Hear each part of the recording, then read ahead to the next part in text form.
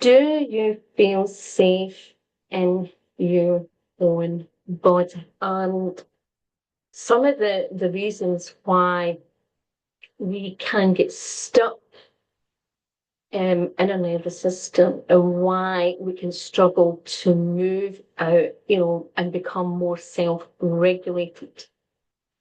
So, do you feel safe in your body? Do you feel as if you're strong in your body? Do you feel as if you can control your body? Do you feel as if you can relax and calm your body? Now, there can be many layers to this. But one of the things, if we think about it in basic terms, and I think it's really, really important to get back to basics, because one of the things that I know in the healing, holistic, and spiritual industry, I've been studying in these areas for over 30 years, 35 years. And one of the things that I notice is sometimes there is certain terminology used, and sometimes there's the latest fad or the latest trend. And sometimes things are created, and people will jump on the next thing, and we forget about the basic fundamentals, the basic foundations. And if you're a coach or a healer or a therapist, if you miss out the basic fundamentals, you can actually cause your clients more harm and actually prolong the issue and exacerbate issues and actually cause more problems in your practice.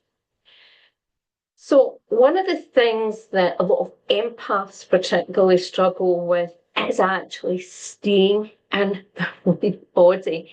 And what I mean by that from an energetic perspective, I know that sometimes there's different people who watch these videos, and I'm coming from, first of all, more a healer's perspective, from an energetic and a spiritual perspective.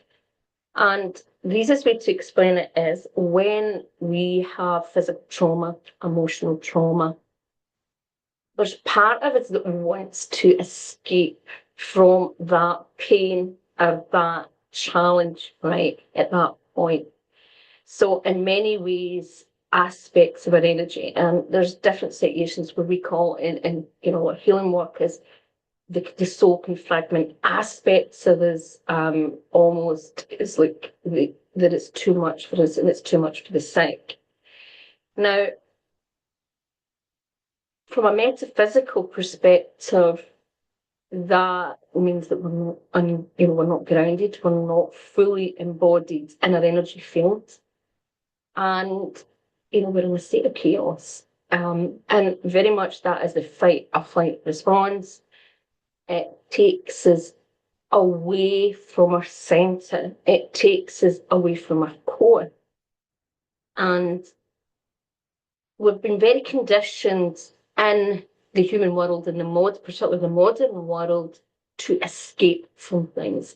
We just need to look at all the things in the world that are designed to distract us, to take us away from our center, our our inner navigation system, our own unique ecosystem. Now, even though we're part of the whole, if we cannot take care of the self and we're not fully in the self and embodied in the self, it's very difficult for us to fully embody other things and to take part fully in our own life and to expand and grow when we have those challenges.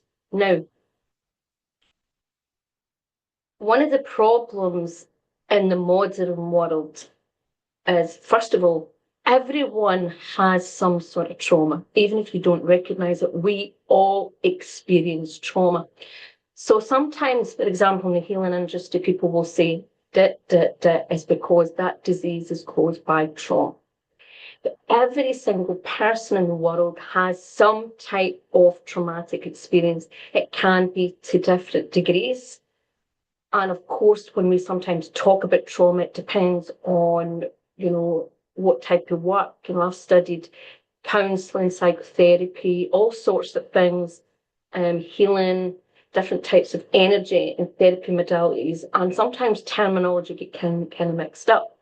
But what I mean is that anything that wounds us and causes us some sort of impact, and we're still left with it energetically in our body or in our unconscious, is a form of wounding trauma.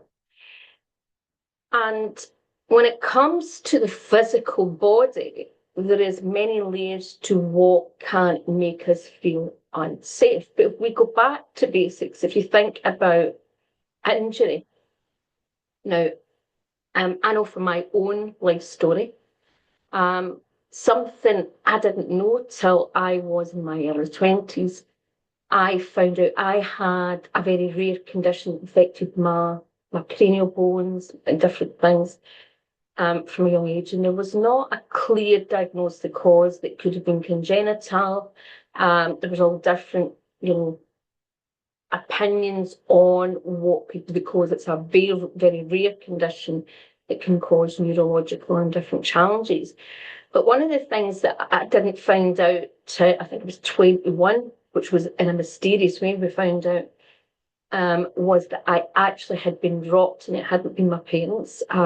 Relatives were looking after me when I was really young. I was only about a month or a couple of months, and basically, and then actually dropped me down the stairs.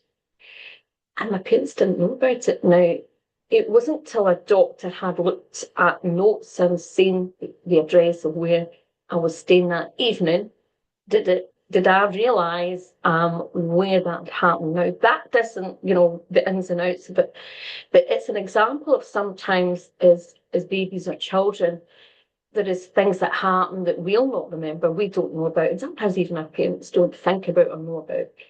And I, from a very young age, would have attracted lots of injury, and I attracted the bizarrest circumstances, which all, as I went through my life, started having more and more an impact on my nervous system. And I also went into stress management very early, and I trained in many, many disciplines. But I was unlucky to have some injury, and there was a couple of injuries that maybe, for example, the medical system did not take seriously, didn't listen, and there were some alignment issues, and also one injury that I didn't address at the time. I kind of overlooked myself. It's quite a serious injury. And sometimes these kind of things, if we think about it from a structure, if you think about a tree, and if you think about a tree, a strong tree, right, it has good roots and it stands tall and it's rooted, right? And if we think about a healthy tree, it's like the body's nervous system.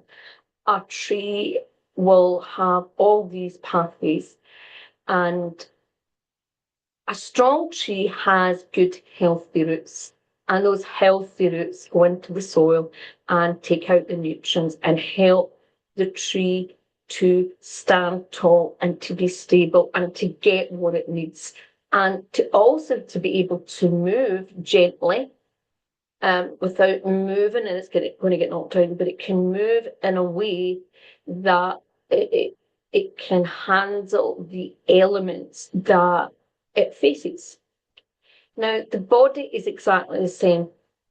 When the body is good alignment and has good, strong roots and is nourished properly, right, it can face many elements a lot stronger and it grows. But if the tree is uprooted, it's not grounded, or say something happens, it keeps getting knocked, or somebody keeps I'm trying to think, a woodcutter keeps cutting it, I'm trying to take a limb off or take something off a branch or something, and keeps trying to knock the tree can get, further and further, and it can also cause the tree to uproot.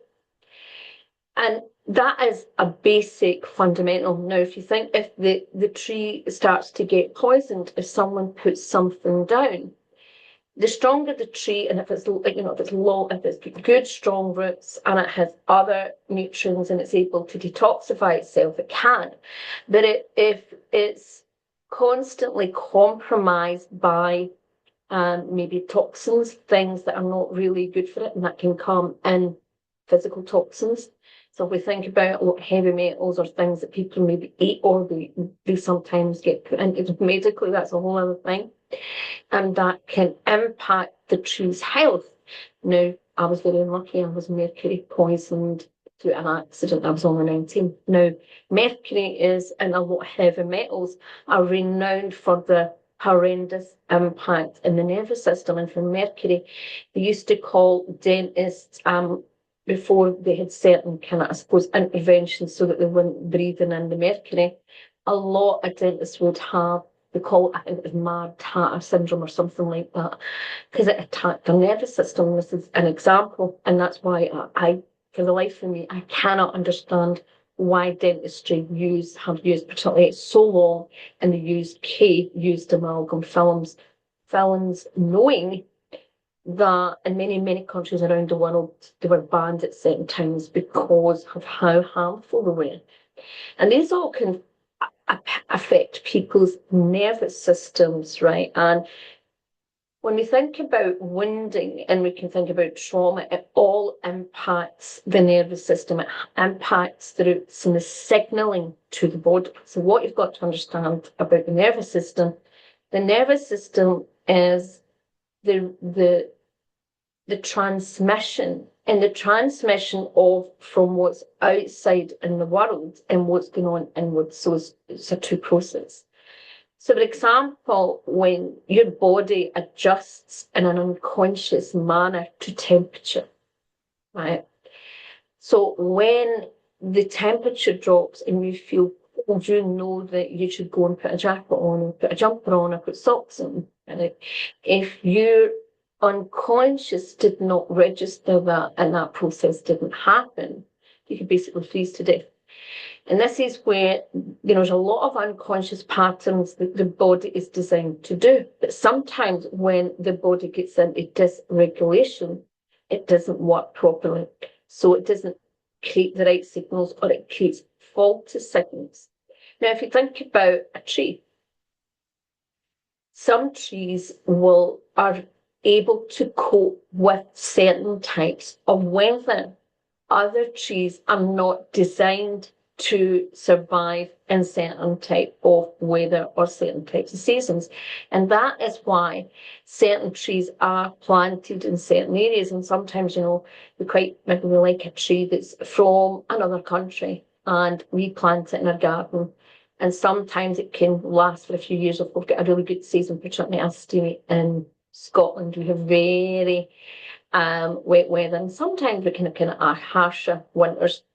So, you might get a plant or tree and it can last for a few years and you're like, oh wow, yeah, that's survived. But then you have a harsh winter or a really bad, a lot of wet.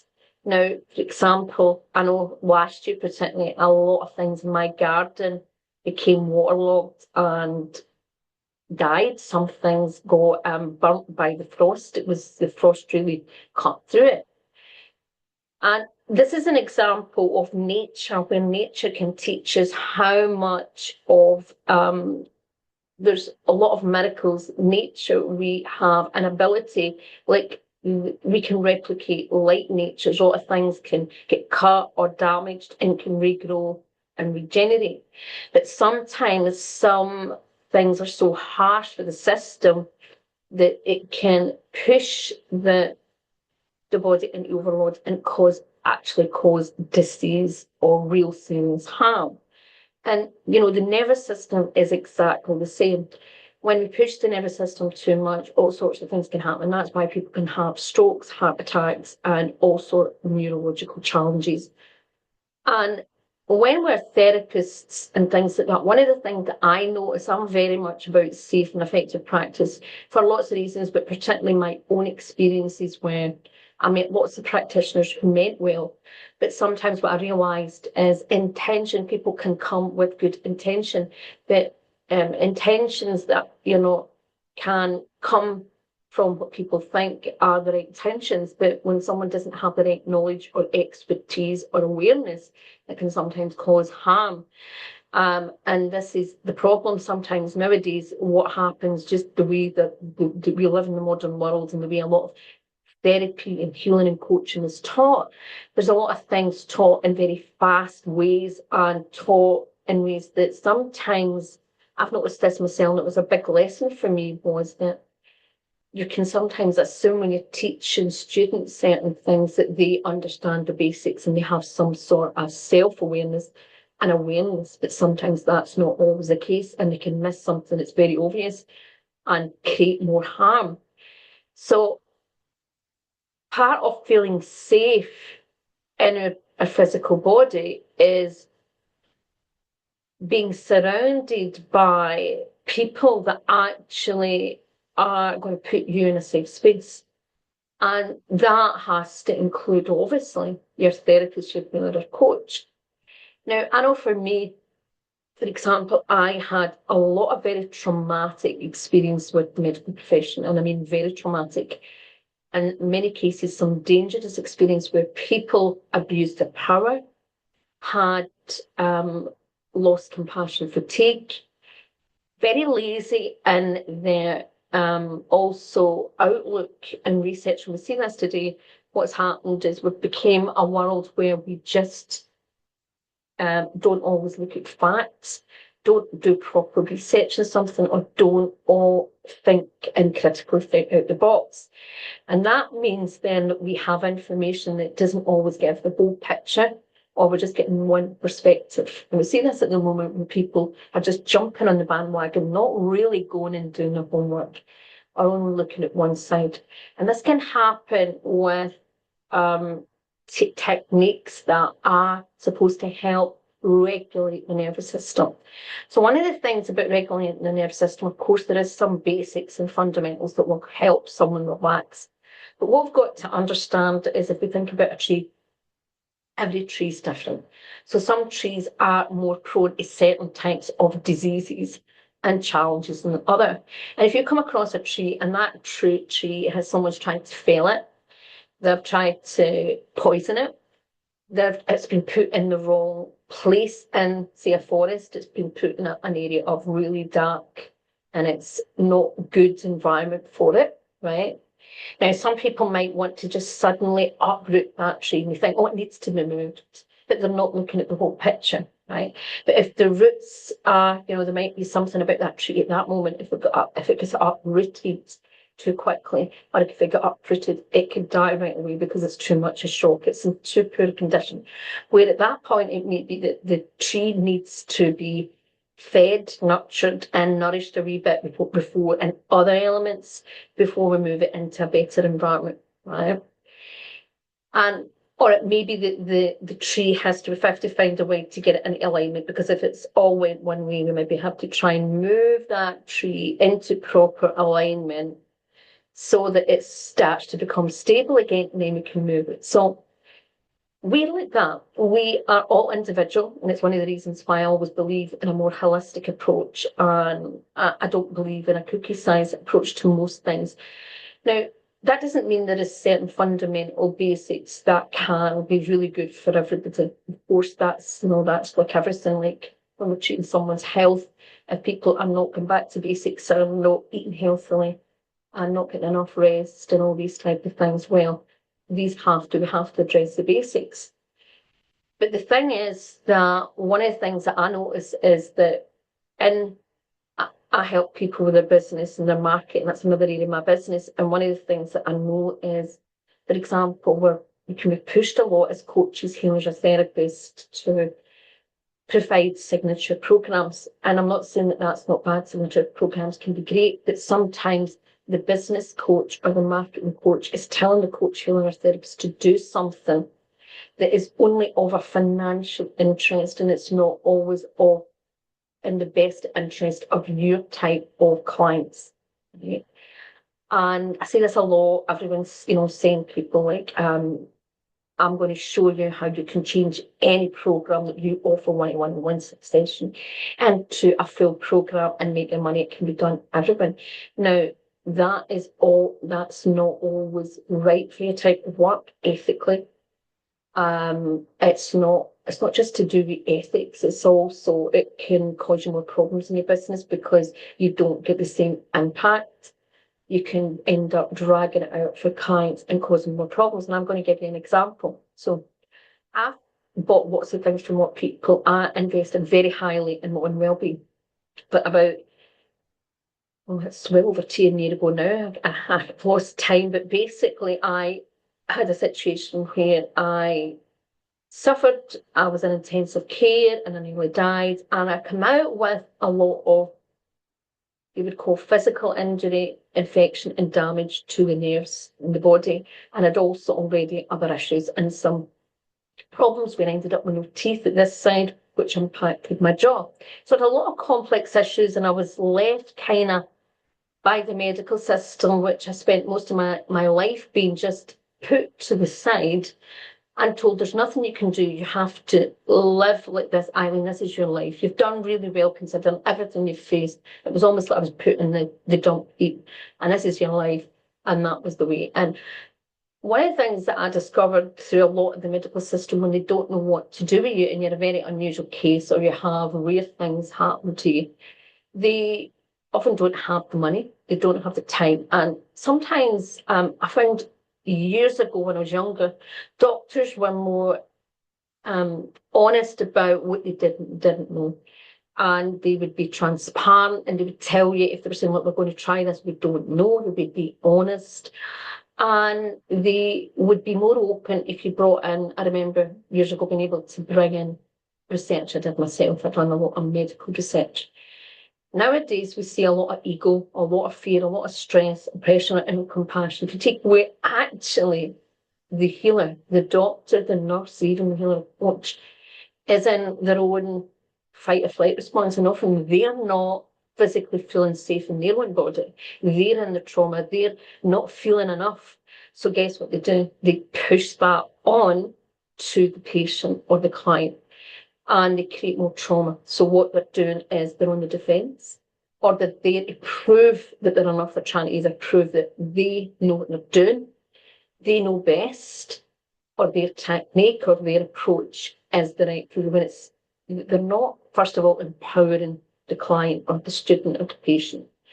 When the basics of well-being and the basics of supporting people with their health is that you empower, you want to empower the individual. You want the individual to feel safe in their own body and support them and help. You want to be able to listen, acknowledge what the patient is saying. And of course, sometimes patients can be wrong, clients can be wrong, and there has to be a bit of objectivity. But there's often a lot of patterns that can happen in the medical field, in the healing and therapy and even coaching field that create patterns of distrust and are basically power struggles, right? And hidden agendas. And what that does is create more problems. So one of the things that I found was that people didn't do the homework. People would just tell them what someone else had told them. They would maybe read one thing. It was maybe a biased thing, and it wasn't the whole picture. And also the ego it showed up in different ways, and that could be sometimes abusive, power trips, aggression. I had a situation it would be a week or two ago, and it was horrendous. It was a doctor who had complete compassion burnout, and she was abusive, and it was very traumatizing. I had already been, as I went in, had been exposed to a lot of noise and different things, and everything about it there was a relation of gaslighting and manipulation, right? And after it, I had to come out of that situation, even though I found it very traumatic and had to do a lot of work on myself to move myself back in, some sort of self-regulation. I had to then start to have some compassion for someone that had got to that level, because she was clearly not in her own body. Her behaviour was a sign of disempowerment, right? So when we are safe in our body, we are not threatened by someone else. Now, obviously, she triggered my lack of safety being in my body. I feel vibration quite a lot, particularly if it hits my right side. So when I hear sensing certain pitches and things can be really disabling, and it seems to be for some reason the hip and the leg, it can knock me over if it comes from behind, especially, if I don't have anything to impact that. And I went in, so I was already a bit dysregulated. I was trying to do my best to regulate, and this woman was being aggressive, abusive, and not willing to do something that really was basic. And it was finally dealt with. And I think she wasn't listening. But one of the things that I noticed was how much then I did react. I reacted from that point of not feeling safe, other than being ready. And the abuse brought up a lot of trauma. It brought trauma up, other than just the physical response of what happens, just that someone would have when they have pain, the psychological trauma.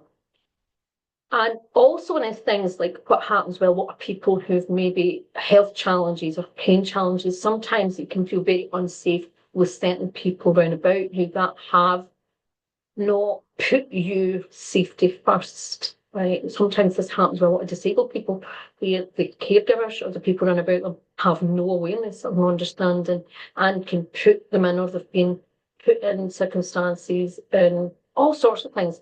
And we see it in people that have had a lot of physical abuse, right? Where they've, particularly maybe as children, and certain young adults where they've faced a lot of physical abuse. And you can do layers of working on that, but sometimes there's all sorts of layers to it and different aspects to it, right? And on one hand, you've got to understand as well, there are certain responses that are natural and they're supposed to be there. So the fight or flight response, for example, is there for a reason. Our ability to respond to dangerous situations and do certain things are a natural response to threatening situations to make sure that the body responds in an appropriate way. The problem with the nervous system, it can go into dysregulation, and that's the biggest problem with a lot of empaths who are out the body and people that have all sorts of mental, emotional, and physical abuse. Now, there's other things that can come in that spiritual and psychic aspects, and that's a whole other thing. But one of the biggest things that we have to remember, when you're regulating the nervous system, there's all sorts of things that you can do to regulate the nervous system. I'm a big fan of relaxation therapy, and why I believe in relaxation therapy so much is that for lots of clients, it can be one of the basic foundations that is more safer. Most of the techniques are far more safer than, for example, even some breathing techniques. Some breathing techniques actually put the body in a certain amount of stress, where for some people, sometimes people that have had a lot of hyperventilation, that can actually it pushes them over the edge, but it's just too much pressure.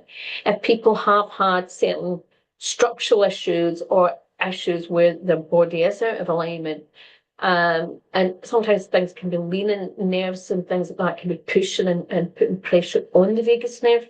When you then do that, you can actually push the body into something else. This is why certain people with high blood pressure and more prone to strokes and things like that, or have other types of conditions, there's a lot of people teaching things. They have absolutely no understanding of how the body works and no understanding that these actually can create further problems and can be very dangerous for clients. So the things about relaxation therapy, most of these techniques tend to be really some of the safer options there is. Obviously, with everything, there can be some contraindications, and that sometimes with really extreme spinal issues. I remember I had a client years ago who had to wear a plate in the back, and it really, really see, the slightest move could put that person, more harm. So there is certain things that we do in these cases, and obviously when someone has really extreme circumstances, it's important to alert to, for example, in a class situation, to tell the teacher or to send an email and let them know before they join the class and things like that, and ask if they're suitable. But the reality is the person has to feel safe. And the first point of any fundamental in stress management and self-regulation or nervous system work, things to do with self-soothing, it has to support the individual and work with the individual. For example, a lot of people use things like tapping, and although I can see, I know, some therapists are great at doing tapping and we do amazing work with clients. It tends to be a technique that people can learn over a couple of days. They don't have to be highly qualified. They don't have to do years in it. So there's a lot of people use these tools. It's not one of the most expensive things to learn. But one of the problems is, for example, for some clients that have sensory processing issues, maybe have bacterial issues, for example. I remember going to different sessions, not knowing that the therapist was only using, for example, EFT. And it never really worked for me. I studied it and I found it really unhelpful for me. And I didn't realise at the time why. First of all, when I first used it, it was because I had sensory processing issues, and the type of sensory processing issues that would actually exacerbate the issue. Right? And I found that for me, I have lots of tools in my toolbox. For me, I felt it a wee bit clumsy for me. I know that it can work for, and lots of people love it, and that's great. But then what had happened when, after I had the sepsis, I had discovered that actually I had been suffering from late stage Lyme. And Lyme attacks the nervous system. It's like bacteria. It almost responds like a bacterial ailment on the body that's a wee bit more complex than that. And I remember going through a kind of detox period where the body's completely inflamed, the nerves in the body are inflamed. And two incidents during this period, it was just when I was going on for some support, I got pushed, and I mean really manipulated, that if I didn't use this, I didn't want to get better. And when people use those type of strategies, that is actually often people don't have the awareness or understanding of what they've been taught. Is actually, that's really bad therapy. It's actually often, some of these strategies are used just as sales strategies. But the therapist doesn't realise, but it can be highly manipulative and actually put the client or person into the fear even more than the fear response. It's not providing a safe space. It can appear, sometimes it can come from the ego, or it can be just that someone's just repeating what they've been told by someone else who has no understanding. And it's always important to remember, as an individual, that I learned the hard way. Now, I've been in the healing and therapy industry for many years, and I still allow people to do that. And I won't allow it again, because I've faced so many different circumstances where I gave my power over to people who were maybe supposed to be top holistic doctors or whatever, and then they'd apologise, or they would freak out because I'm someone that has a rare form of seizures, right? And these type of scenarios are examples of where people's ego, their lack of not being enough, or thinking they know everything and always knowing what's right for the client, where they don't always know everything, and they've maybe not came across every situation, that you don't want to be working with doctors, if possible. You know, it's hard, believe me, I know. You don't want to work with therapists or healers that have that perspective. Also, therapists or healers who are so fixed in their own one view or one modality, and they just want to sell that. They don't have objectivity. So it's really important when you are getting help in these areas, that this, and support and self-regulation for yourself, that you choose strategies that first, particularly in the beginning, you want to, when you get that, when you're really, if you're really struggling, the last thing you want to be using is techniques that are going to make you feel worse or make you feel unsafe. Now, of course, there's certain stages, just like everyone, we have to move out of uncomfortableness. Part of the healing process is facing things that are uncomfortable. But if the body and the psyche is not feeling safe, if you're not in a safe spot and someone is not supporting you in the right space and doesn't have the awareness, they're breaking the fundamental basics. So part of self-regulation, part of soothing the nervous system is starting with the basics. And even those of you who are doing a lot more advanced work, I saw something just recently, and it was really good advice. No matter how far advanced you are in your work, sometimes then you get an experience which makes you remind you that you need to go back to basics. And we can often get so focused on the next tool or technique or the next approach, we forget basics for ourselves and for our clients. So it's really, really important to get back to basics. Now, things like breathing techniques and things like that can be really helpful for certain clients, and there's all sorts of approaches out there. I also, when we're doing inner work, we also do like a lot of times inner work, shadow work, inner child work. Again, inner child work is another one where I see so much, because there's very little regulations. You see things like these courses like the Centre of Excellence, Udemy and all of that. And some of these courses do not go into basic fundamentals of things that are really, really important. And one of the things that I notice is that a lot of healers and therapists are just it's the wounded healer. They want to heal everybody, they want to rescue everybody, and they think they know more than what they do. And they can put the client in a state of situation where it triggers more stress or response. I could name so many situations that I went through in my early 20s that when I now, it blows my mind. And these weren't people that just did fast track training. Most of these were degree qualified, and that gives you an example. But it doesn't just happen at the basic level, it happens at the advanced level. I remember one experience as well, one therapist doing supposedly inner child work, and she was walking along the beach with her backing dogs.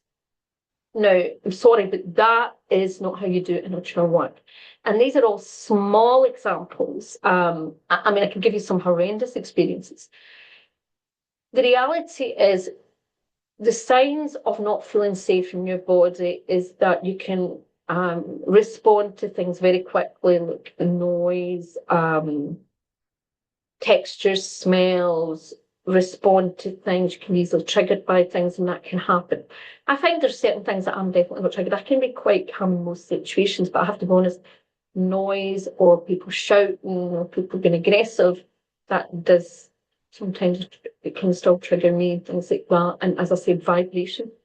I can wake up at night and vibration, I'm not conscious of it, but I'm sleeping and something hits my bed that it sets my body off, and then I'll wake up. So we're all different, and it can be an ongoing process. Some of us have more complex issues than others, but the signs and symptoms are very different from others. When someone is in a chronic anxiety and stress state, they can be very dysregulated. And one of the biggest problems at the moment is there is so much going on in the world. Those of you that are highly empathic and highly sensitive, other than maybe being, maybe anxious just generally for what's going on and emotionally attached to what's going on, you're also picking up a lot of empaths that are very tuned into the collective, are picking up the collective energy. They're maybe picking up the fear and trauma of people around them, or generally what is going on. Also, we have some empaths, I know I can be a bit of a visionary, so you can sense what is coming with humanity. And we can also be triggered by lots of things that can dysregulate our nervous system, just general everyday things that we can be triggered by. And it's one of the reasons why I have decided to introduce a monthly, it's a healing and a self-soothing session, right? And it's going to be, I might change it to a Wednesday evening. I'm just going by what students are going to accommodate students the best. But the session is, I'm a healer at heart. I'm trained in many different types of healing and spiritual modalities, but I'm also a stress management expert and a relaxation therapist, meditation, healing, and all sorts of therapists, including counselling and things. And what I'm going to be doing in these sessions is we're going to have a theme each month, and we will choose an archetypal theme to support you. But the main aspect of this is there'll be a form of spiritual healing, but we'll be aiming at helping you find ways to regulate the nervous system in a more relaxed way that is safe for most people, right? That it's not putting you into too much like resistance. Getting the basics, and it's a space for you to let go, because we all have challenges at the moment. We all have difficult. We're shifting in so many dimensions. And as we shift, we need time to decompress. We need time to relax and rest. We need time to let go and have time for that healing. And the reality is, if you're a healer, a therapist, a coach, or even just someone that is, helping other people, supporting your mum or whatever, an aunt or whatever, very hard to fully help other people and support other people when you are not looking after yourself. So this is time for you. It's time for you to let go. It's a safe space.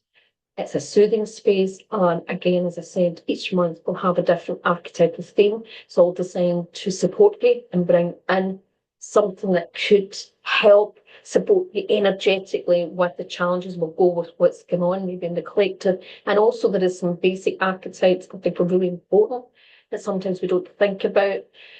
There's sometimes we have some whinging around it. So it's going to be more a gentle aspect of that. And if you want to learn more about that, it's called Nurture Your Soul. And I will put a link in the video. I've also some new other offerings that are all about spiritual development, energy development, to help you with to raise your consciousness, awakeness, and to help you empower you more. So if you want to learn more about those, see the link below. Watch this space because I have a brand new subscription coming out soon. Okay, take care. Have a beautiful day. And before we go, one of the most simple things to do to regulate your nervous system, a couple of things, is make sure that you get out in nature as much as possible. Pause.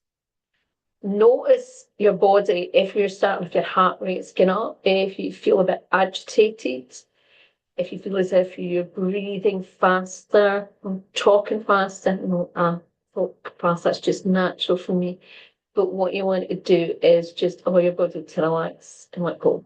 Relax and let go. And I have a technique that I'm going to put with all the other things that I've mentioned in this to use this. It's only about, I think it's about 15 minutes, maybe 14 minutes. And that can help you start. Once you've done it a couple of times, you'll be able to relax your body a little bit more in maybe 3 or 4 minutes. And then you can get it down to about 2 minutes and less. So I'm going to put that in the video. But again, if you want to even learn more techniques, you can pop over to Stress Coach Training. Now, one thing is there is a problem. We're having huge problems. We don't know what's going on with that domain. But if you go to stress-coach.co.uk, you will get links to that, to my training platform. And I do have courses that are for therapists on relaxation techniques as well. Okay, have a beautiful, relaxing week. And remember how important it is for you to listen to your own body and to choose what is right for you. Do not be hijacked by other people who are trying to push on the programs and techniques. Yeah, of course, sometimes we have to have an open mind as well and be able to see where the things that we're not maybe want to see. But if something doesn't feel right, you trust your body can tell it as well at times when something is definitely not right for you. Okay, bye-bye.